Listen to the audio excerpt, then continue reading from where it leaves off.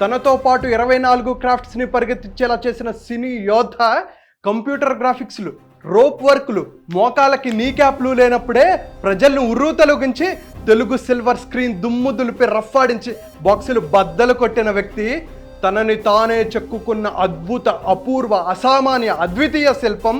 కష్టం వచ్చిందంటే చాలు ఒక అన్నగా బిడ్డగా ఆదుకునే ఆపద్బాంధవుడు.